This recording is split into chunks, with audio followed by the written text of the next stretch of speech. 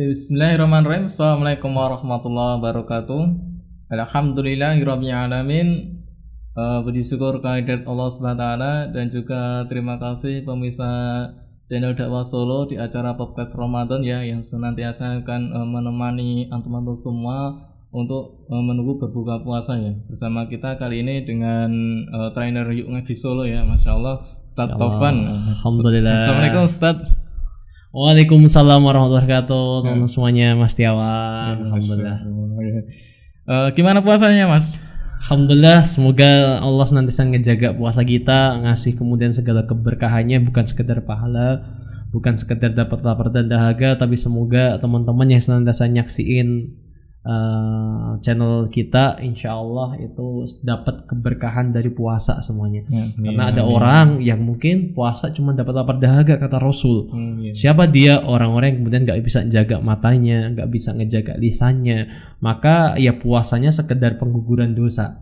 Tapi ada juga orang puasa yang dapat pahalanya juga. Ada orang puasa dapat keberkahannya. Dari puasanya itu bisa merubah dirinya jadi jauh lebih baik. Maka semoga kita tergolong sebagai orang yang kedua ini tadi. Setelah kemudian bulan Ramadan nanti insya Allah selesai, kita bisa benar-benar jadi orang yang bertakwa sebagaimana apa yang Allah inginkan terhadap puasa kita, insya Allah semuanya. Amin, amin ya rabbal alamin. Ya, menarik sekali Mas. Tentang Ramadan itu kan kebanyakan itu orang-orang yang terutama awam ya, memandang Ramadan itu adalah bulan yang puasa. Jadi ibaratnya seperti Ramadan itu sama dengan puasa ya itu. Padahal berbeda di zaman dahulu ya. Ketika daulah Islam sudah berjaya itu zaman dulu, Ramadan itu sebagai momentum untuk melatih kita untuk selalu beribadah. Bahkan Ramadan itu adalah puncak ibadah yang sangat sesungguhnya dan puncak ketakwaan yang sesungguhnya. Berbeda dengan zaman sekarang ya. Nah itu gimana pandangan Ustaz Taufan tentang Ramadan zaman dulu dengan zaman sekarang kok sangat berbeda jauh gitu loh. Oke, jadi yang akhirnya biasa terdengar di lingkaran kita, di circle kita hari ini, teman-teman kalau dengerin puasa, apa sih yang kemudian dibayangin? Ya paling banyak kemudian, ini sebelum masuk Ramadan nih, biasanya ketika menjelang Ramadan, itu yang sebelum Ramadan itu yang sudah dibayangin di kepala kita, di benak kita biasanya apa? Belum Ramadan. Iya, ketika ngedenger Ramadan, bulan Ramadan, wah bentar lagi Ramadan nih, apa sih yang kemudian di benak kita biasanya? Ya puasa. Ya biasanya puasa kan gitu kan ya. Maka ketika teman-teman ngedengerin terbayang menjelang Ramadan kemarin, terbayangnya itu adalah puasa, Ramadan, wah puasa itu akhirnya something yang kayak berat, sesuatu yang wah ini ibadah berat nih, harus kemudian menahan makan, panas-panas itu nggak bisa minum dan lain sebagainya. Itu yang kemudian dibayangin sama kita, sehingga ketika masuk di bulan Ramadan tuh kayaknya kita lemes, hari pertama tuh cuman pengennya kluntang-kluntung ya kan ya, lumbrah-lumbruk di kasur kan gitu kan ya. Itu pengennya kayak gitu. Nanti tiba-tiba udah bukaan itu kan ya. Karena kita melihat Ramadan itu melihat dari sudut pandang sekedar puasa. Benar, sekedar padahal puasa. Allah itu menurut memuliakan Ramadan itu bukan sebab puasanya saja. Jadi kan sebelum kemudian Ramadan itu dijadikan bulan puasa gitu kan, Ramadan itu sudah dimuliakan dulu sejak awal sama Allah di masa awal keislaman. Di awal masa keislaman. Iya, masa kemudian turunnya Islam. Kenapa kemudian Ramadan itu jadi mulia? Sebab jadi puasa itu baru nanti ada itu di tahun sekitar tahun 15 keislaman. 15 tahun keislaman. Jadi atau sekitar tahun 2 Hijriah itu baru muncul perintah puasa. Itu baru muncul perintah puasa itu. Iya, muncul perintah puasa Ramadan. Tapi puasa-puasa sebelumnya sudah ada. Oh, sudah ada berarti. Sudah ada puasa tapi bukan Ramadan. Jadi puasa-puasa sebelumnya tuh kita melanjutkan puasa-puasa nabi terdahulu. Puasanya Nabi Musa, puasanya Nabi Sulaiman, puasanya Nabi Daud dan lain sebagainya. Nah, itu mereka semua punya puasa. Puasanya Nabi Musa apa? puasanya Nabi Musa Ayamul Bid namanya kan ya. Oh iya, iya. Itu ada kemudian pertengahan bulan. Nanti kemudian puasanya Nabi Sulaiman. Ya. Nah, baru kemudian di umatnya Muhammad ini, Rasulullah Muhammad SAW ini baru muncul perintah puasa di 1 bulan full itu, membedakan dengan umat-umat sebelumnya itu baru di tahun 15 keislaman Ya, atau tahun 2 Hijriah. Jadi setelah fase Madinah, fase Mekah tuh belum ada perintah puasa Ramadan. Berarti fase Madinah ya kan? Iya. Terus apa yang kemudian membuat Ramadan ini mulia? Yang kemudian orang-orang senang ketika Ramadan, bahkan sebelum turunnya puasa, ya sebab di bulan Ramadan itu Allah kemudian menurunkan sebuah huda linnas. Jadi menurunkan syahrul Ramadhana unzila fihil Qur'an huda linnas wal bayyinati minal huda wal furqan, kata Allah. Syahrul Ramadhana, bulan Ramadan. Jadi Ramadan itu yang mengatakan Ramadan itu salah satu nama Allah juga. Jadi ketika kita menyebut Ramadan itu harus ditambahi Syahrul Ramadan. Syahrul Ramadan. Ya, jadi bulan Ramadan. Ya, Syahrul Ramadhana unzila fihil Qur'an. Di bulan Ramadan Allah turunkan Quran. Ya, hudalinas sebagai petunjuk manusia, bukan sekedar hudalil muslimin, tapi hudalinas. Berbeda mungkin dengan umat-umat sebelumnya, Bani Israel. Maka ketika Allah utus para nabi di antara Bani Israel, yaitu menjadi petunjuk dari orang-orang Bani Israel salah satunya. Ya kan ya. Tapi ini Allah bilang hudalinas. Maka ini Quran akan menjadi petunjuk seluruh umat manusia, bukan sekedar kaum muslimin. Dan ini relate dipakai sama agama apapun. Orang yang kemudian percaya apapun sebelumnya, ketika mereka menggunakan Quran, hidupnya akan baik. Itu bedanya huda linas dengan huda muslimin tadi. Iya, jadi karena ini menjadi petunjuk manusia gitu. Seluruh manusia, bukan sekedar orang-orang Islam saja. Maka kalau ada orang kafir kemudian mengambil kebaikan-kebaikan dari Quran, ya pasti benar akan baik. Ketika orang kafir kemudian mengikuti apa yang ada ditunjukkan Quran, dilarang makan babi, dilarang makan makanan yang menjijikkan, ya kan ya, kelawar dan sebagainya, pasti akan ada kebaikan bagi dirinya. Ya kan ya. Meskipun dia mungkin bukan Islam, tapi ada kebaikan yang biasa diambil di situ. Dan ini kemudian lanjutin ayatnya lagi, syahrul Ramadhana unzila fil Qur'an hudalin nas wal bayyinati minal huda wal furqan. Wal bayyinat apa? Sebagai penjelas.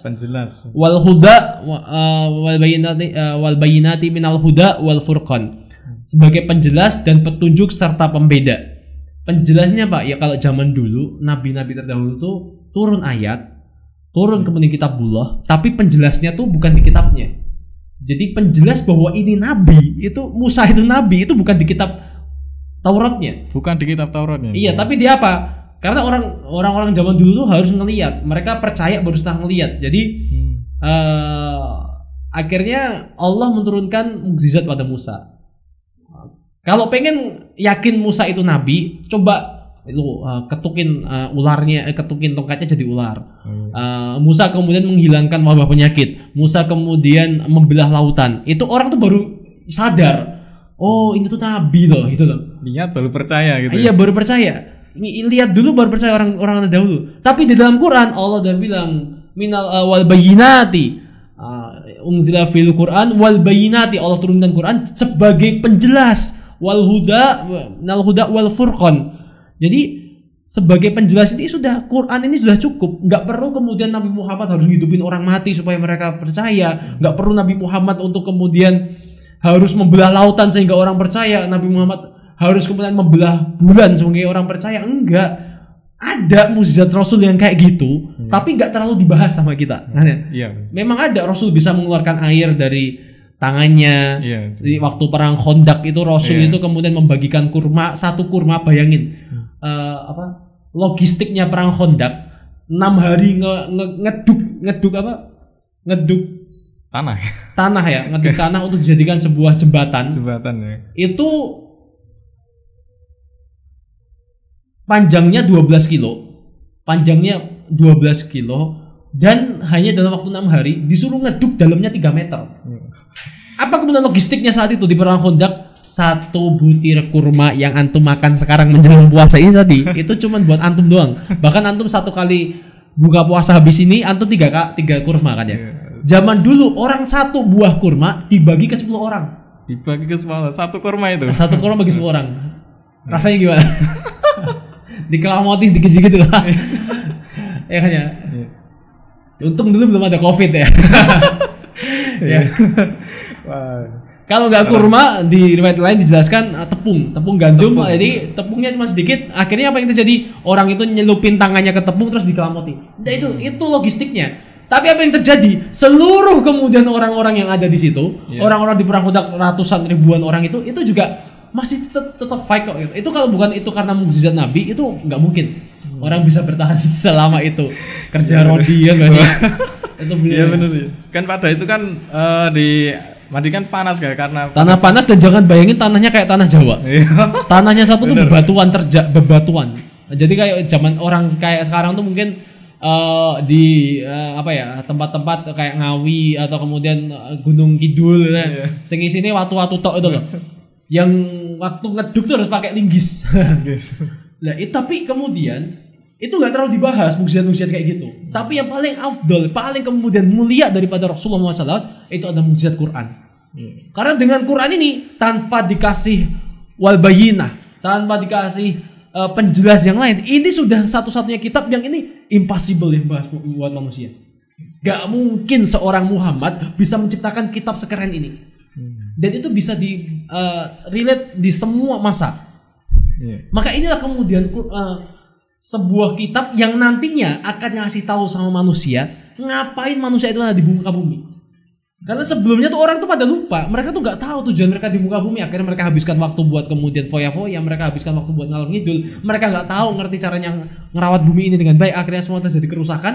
Tapi dengan kemudian dengan hudal yang kemudian Allah turunkan melalui Al-Quran di bulan Ramadan.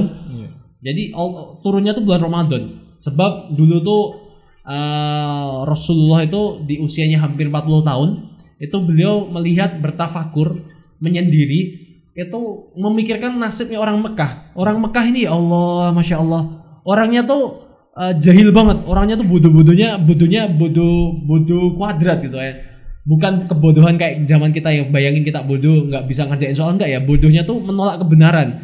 Abu Jahal itu namanya dulunya Abul Hakam, orang hikmah, orang yang kemudian punya kebijaksanaan. Tapi finally Abu Jahal itu tahu kalau agama Islam benar, tahu Muhammad itu nggak mungkin dusta, tapi dia tetap nggak mau beriman sama Muhammad. Kenapa? Karena dia takut kalau kekuasaannya diambil Muhammad. Nah, itu orang-orang jahil. Tahu kebenaran ya, kayak zaman sekarang kayak orang yang namanya abu-abu yang sering di TV itu ya. Udah dikasih tahu, yang sering bikin ribut itu kan ya. Dia dikasih tahu itu salah, dikasih tahu ini yang benar, tapi masih ngeyel. Enggak, ini salah gitu ya. Itu abu-abu itu. Ya, itu definisi bodoh itu ya. Iya, orang jahilnya minta ampun. Nah, dengan masa yang jahilnya minta ampun tadi itu, 40 tahun hidupnya Muhammad di Mekah sebelum dia jadi nabi. Maka 40 tahun itu tuh dia mengalami kegelisahan bahwa dengan kebaikan yang dia miliki, segala bukan sekedar kebaikannya, segala kemudian tingkah lakunya yang baik, kesopanan yang dia miliki, tidak ada satu-satu pun orang Mekah yang tidak cinta sama Muhammad. Jadi Muhammad tuh tidak ada orang satu Mekah yang benci sama dia, satu pun tuh nggak ada. Tapi ternyata dengan semua kebaikan yang dimiliki Muhammad gak bisa merubah peradaban. Muhammad tahu bahwa ini semuanya salah. Ya Allah, ini kok ada orang sukanya bunuh bayi hidup-hidup, dipendem tuh hidup-hidup. Kalau zaman sekarang orang tuh kan bayi itu mungkin dicekek dulu baru dipendem. Zaman dulu tuh enggak, saking enggak punya akal, enggak punya perasaan, itu bayi itu gali tanah, masukin, suruh makan tanah sampai mati gitu. Kejam sekali. Ya, zaman sekarang kan mungkin ditusuk dulu, itu dulu tuh sebodoh itu. Enggak itu. Mereka mengundi nasibnya dengan kemudian burung. Jadi kalau burungnya ke utara maka mereka dagang, kalau burungnya ke selatan mereka enggak dagang, kalau burungnya ke utara mereka ada cuan, mereka hoki, kalau ke selatan mereka enggak hoki. Ngasih kemudian jaminan hidupnya kepada seekor burung kan itu aja. Patokannya itu burung ya. Bukan cuma itu aja, masih ada lagi yang paling parah itu mereka ketika punya hutang. Orang-orang laki-laki kalau punya hutang itu dan nggak bisa bayar hutangnya sampai jatuh tempo, akhirnya sudah istrinya dipakai buat nyaur hutang. Udah kasih aja, bawa istriku, hutangku lunas ya. Jadi perempuan tuh nggak dimuliakan sama sekali sebelum Islam turun. lanjut lagi bahwa Iya. dulu Rasul kemudian hidup di masa kebodohan itu, ternyata dengan kebaikan dia nggak bisa merubah peradaban. Akhirnya dia sering bertafakur, naik ke atas gunung. Nah, sampai di atas Jabal Nur, kata Rasulullah, Jabal Nur bukit cahaya, Rasul bisa melihat semua tanah Mekah tanpa ada hijab. Jadi kayak zaman sekarang tuh kayak antum tuh naik di bangunan tertinggi di kota Solo tuh mana? Hotel Alila atau Paragon misal. Antum melihat Solo tanpa hijab.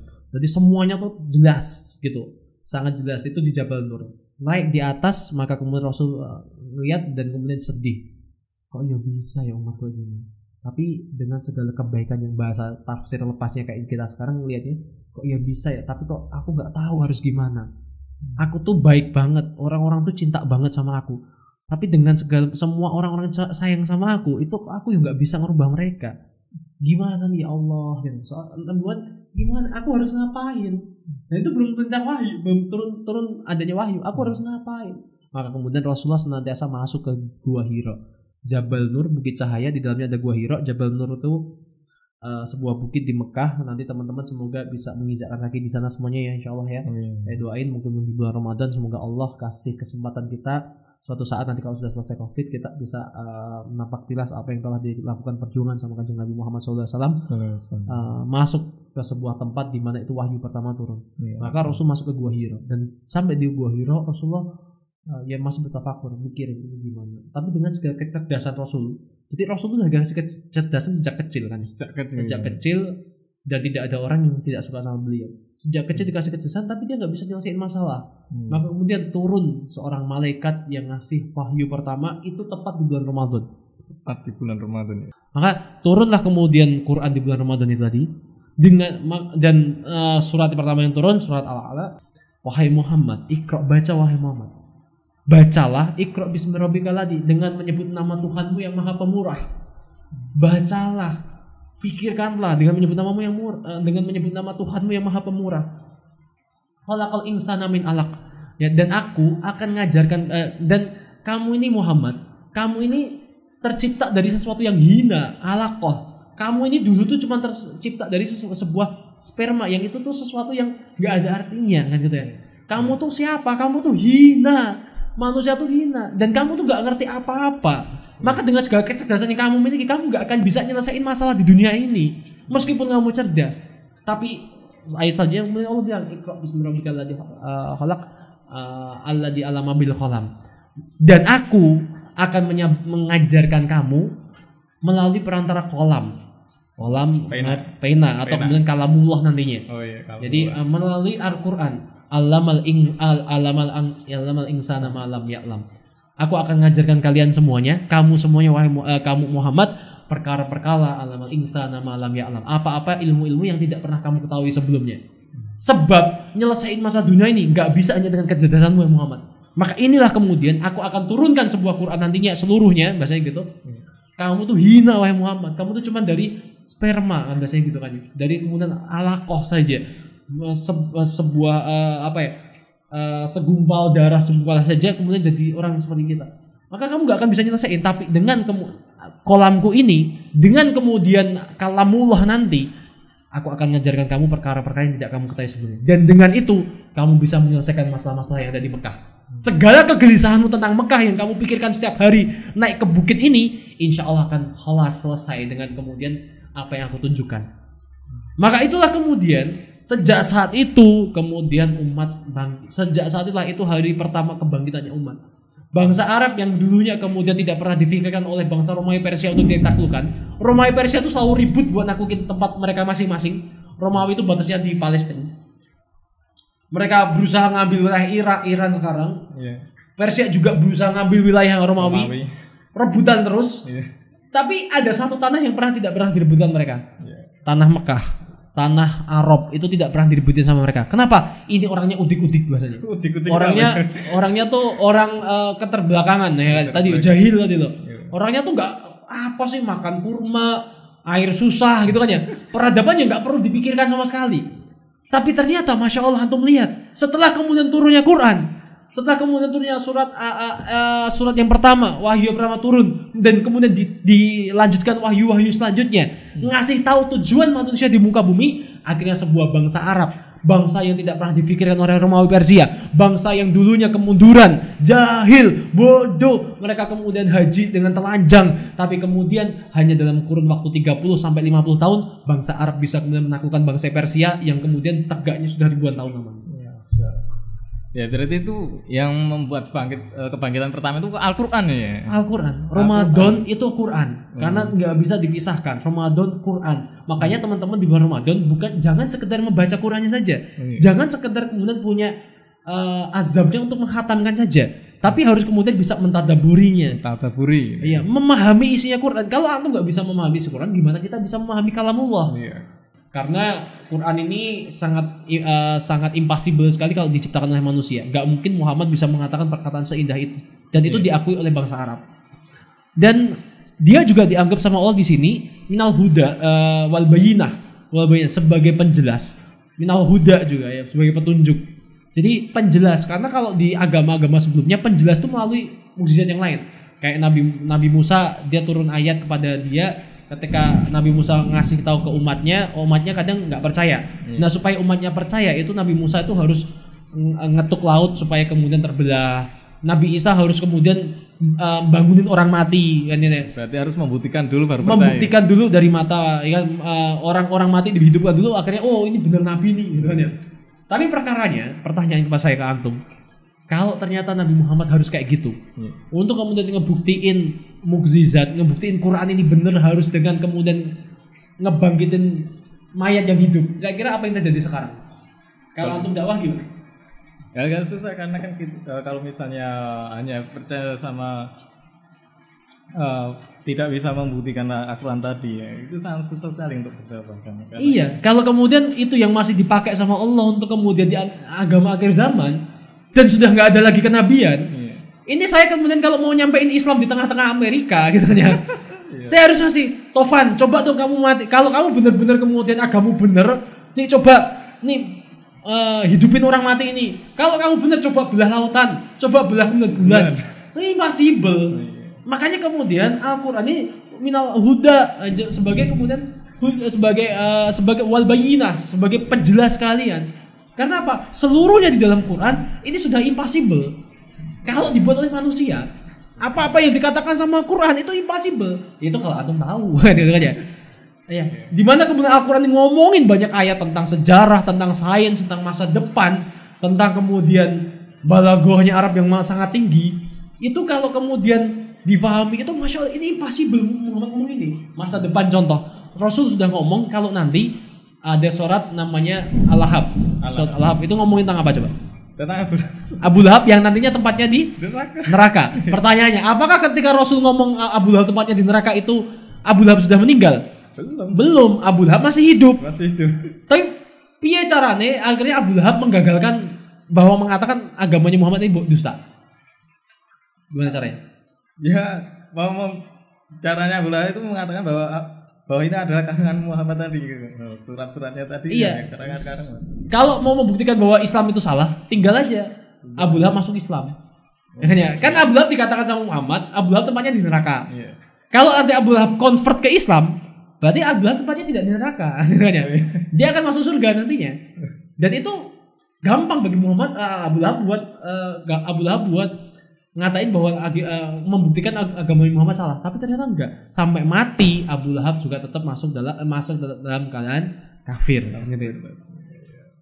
Ini menarik sekali nih berbicara tentang kebangkitan ya. Kebangkitan pertama itu karena Quran ya. Nah, Quran. Karena Quran itu nanti bisa kemudian ngasih tahu kenapa kita di bumi, bagaimana kita menjalani kehidupan, bagaimana kita harus berekonomi dengan baik. Kesalahan kita sekarang, ekonomi kita jatuh, kemudian kepemimpinan kita berantakan, itu sebab apa? Kita nggak pernah buka Quran. Iya, kita nggak pernah nyari tahu. Oh, cara bertetangga yang baik itu apa gimana sih? Di Quran dijelasin. Oh, cara kemudian memimpin yang baik itu seperti apa sih? Itu ada petunjuknya sebuah. Itu hudalinas. Jadi cara makan yang benar gimana sih? Gitu. Makanan-makanan yang dihalalkan apa sih? Kalau kalian nurut apa yang kemudian Allah turunkan, itu tadi, kelas. Insya Allah nggak ada corona. Ya, masalahnya kan sekarang nurutnya sama Barat ya. Iya. Mereka membukanya bukan membuka kemudian kitab-kitab Quran, kitab-kitab para ulama yang kemudian turunannya Quran, tapi ngebukanya ketika mereka bingung bukanya kitab-kitabnya orang kafir. Ya akhirnya peradaban berantakan. Maka kalau teman-teman mau bangsa Arab saja yang tadi saya bilang, dia cuma 30 tahun, 30 kurun waktu 30-50 tahun. Dulunya bangsa yang tidak diperhitungkan sama kalian Romawi Persia, tiba-tiba hanya dalam kurun 30-50 tahun terinstal Islam di dalamnya, dia bisa jadi bangsa yang maju. Bangsa yang kemudian diperhitungkan bahkan 5 abad kemudian, bahkan atau 10 abad kemudian, dia bisa mengambil alih seluruh 2/3 dunia. 2/3 dunia. Dari bangsa Arab yang cuma secuplik kota Mekah. Iya. Disepelekan oleh Romawi dan Persia. Romawi Persia nggak pernah diperhitungkan. Jadi Romawi itu cuma mikirin musuhku Persia. Persia juga mikir musuhku Romawi. Itu bangsa Mekah tuh nggak pernah diperhitungkan sama sekali.